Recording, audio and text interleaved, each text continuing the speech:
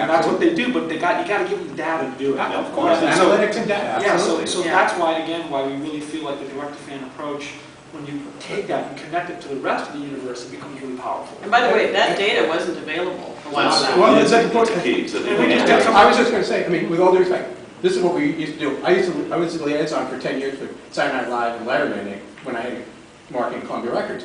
We used to do this all the time with less analytics and less data than we have today. That's right. It's the same thing, but with the great new tools to But I think the maybe you start to see is the results, and speaking from Best Buy perspective, I know we skew around the country our inventories widely, depending on the geography, the zip code, and the local community, and what music selection is there, because results, not because it's something they call, it's like, hey, this sells when you over-index on this. Best Buy has done it consistently better than most the last 10 years. You've been very integrated into the music scene. Absolutely. I mean, we were just able to take MySpace's new data and literally look at like the artist.com data is great. I've got 300 fans in Los Angeles. Then I go over to MySpace and I've got 60,000 fans based on their data. That's going to get Target excited. We just did something with MySpace where we literally crunched some numbers, went to Target, said, we really think you should take this record. We know there's no airplay, we know there's no video play, but it's just online, it's happening, and here's the information, and MySpace helped us put that together. We took the record in, and we did great with it, and they called up and they were like, wow, you were right.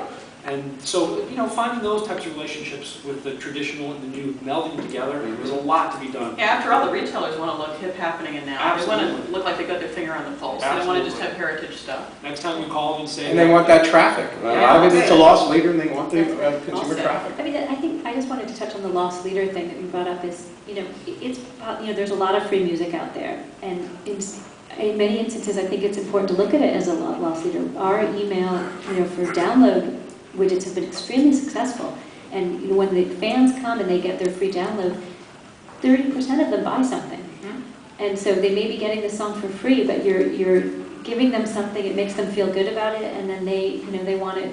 They want more. Yeah. I want to segue a little bit into brands, because we've kind of started to go in that direction anyway. We look at the power of different kinds of brand integration.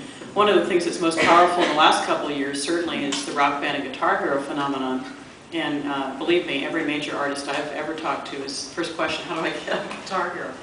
Well, Phil's been a big part of the launch of the Rock Band Beatles game in September, and the simultaneous re-release of their CD catalog. I'd love to hear kind of your thinking, if you can share some highlights about some of the strategy and what's been going on with all that. Well, I mean, it was a little bit of serendipity, which we all need in this business. Ironically, the plan to remaster the Beatles catalog, which is the last major catalog not to be remastered for the last 22 years, has been on the books for the last 10 years. When I worked at EMI, it was on the long-term planning.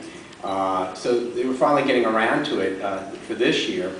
And how Rock Band and the Beatles came about, and it's been in the press, it's no secret. I mean, Danny Harrison, George's son, is a big video game player and Guitar Hero and Rock Band, is huge fans, and he brought it up as a concept to his mom and to remaining members of the group. And over the last 4 years, they thought it was a great idea and developed the concept to release a Beatles Rock Band.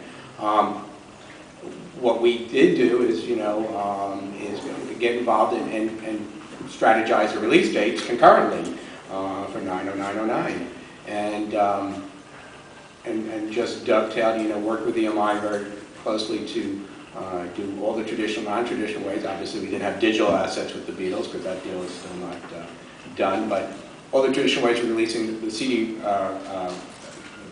releases, and worked very closely with MTV, Rock Band Worldwide. Again, EMI and MTV Rock Band worked very closely worldwide on what each was doing in their individual silos for marketing, promotion, and distribution, and at a retail level, and then where we could cross over on the marketing promotion. And phase one was obviously incredibly successful. Back to people who are still, a few out there between Michael Jackson and the Beatles buying CDs. I mean, our first week of SoundScan, if you took all the individual titles and broke down all the box sets, we scanned 1.5 million units on our first week release, and it was only 1 million the second, and a little less than that the third week. So it's significant numbers. And I think to date it's what, 600,000 of the rock band? Of the rock band, the article was in Yes and Times, and you know it's good. And now we're getting into phase 2 between Thanksgiving and Christmas. I've had to remarket and promote, reposition at retail, and we're excited about where it's going and working on. Personally, I'm working on promotional partnerships. We're going to probably announce a major partnership with a sports league that shares demos and psychographics with the Beatles, where there'll be an in-venue and online promotion of visual materials along with possibly an on-air component through the November-December period. And then there'll be a TV show that we're looking to position. So it's more the traditional tools and not the digital tools, but.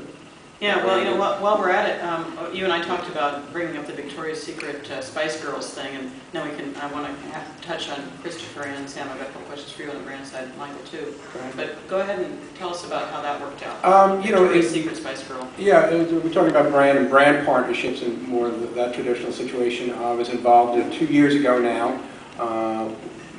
Virgin Records and Spice Girls approached us about having a brand new greatest hits record, world tour, which had already been in most of the international territories very successfully, and the record was going to be released, and they were going to be doing the tour in the U.S. And they said, well, we really want to find. We've been away from the marketplace for 8 years. We really want to find a brand match that's right. We could go through traditional retail. We maybe go through non-trad. What do you think? So we went through our process, went through my process. I asked for research of what existed, any consumer research and data they had in terms of where the fan base currently was.